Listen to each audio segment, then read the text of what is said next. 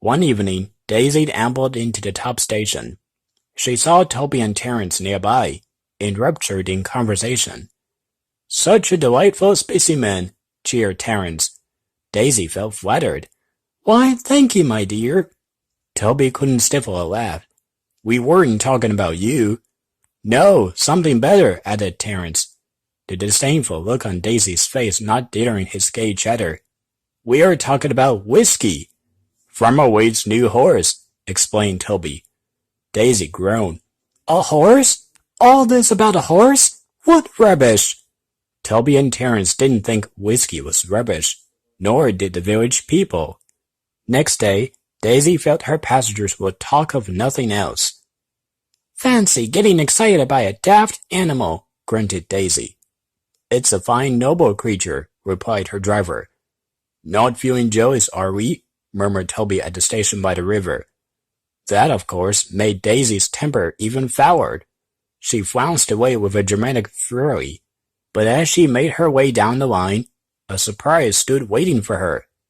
She had barely left the tunnel when she came face to face with Whisky. "Ooh!" she hissed. "Stop!"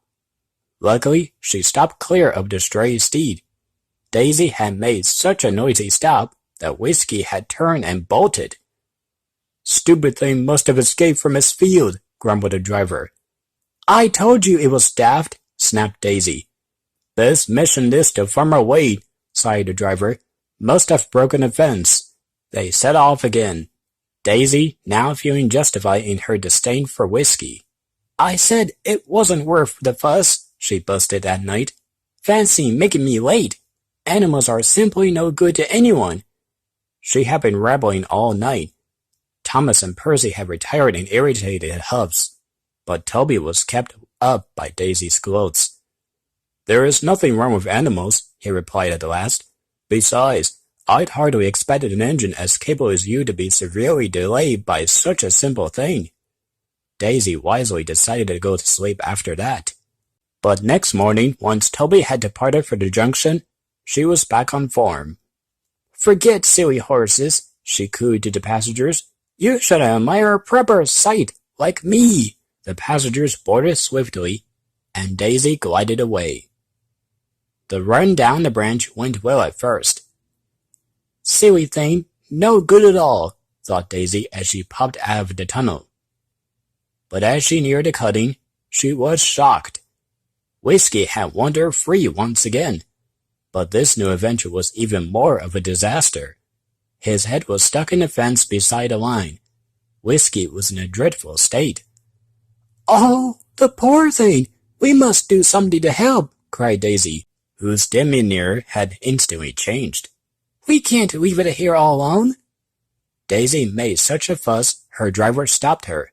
A brief inquiry amongst the passengers yielded it a vet.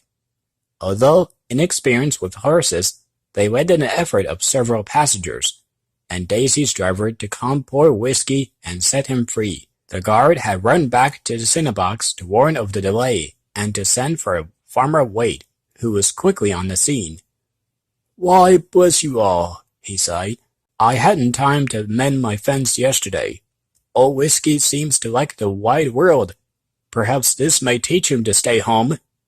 "Think nothing of it," said all the passengers involved. "It's Daisy you should think. She insisted that something must be done." "What an extraordinary engine," cheered Farmer Wade kindly. Daisy blushed brightly. At last, she set off again. The passengers hadn't minded their adventure, despite its delay. When she reached the next station, Daisy found Toby and Terence gossiping. "What delayed you this time?" mused Toby. "A sheep?" The excited wave of passengers quickly filled the two in, both of whom were fully entertained. "Well, well, well," chortled Terence. "Would you ever?" "Look who's like horses after all," chirped Toby. "Oh, pooh!" scoffed Daisy. "This just proves my point. They get in the way and delayed an engine. No good at all. These daft creatures." She flounced away without another word. To this day, Daisy insists her opinions on animals, especially horses, haven't changed. but Toby and Terence think she's only pretending. Don't you?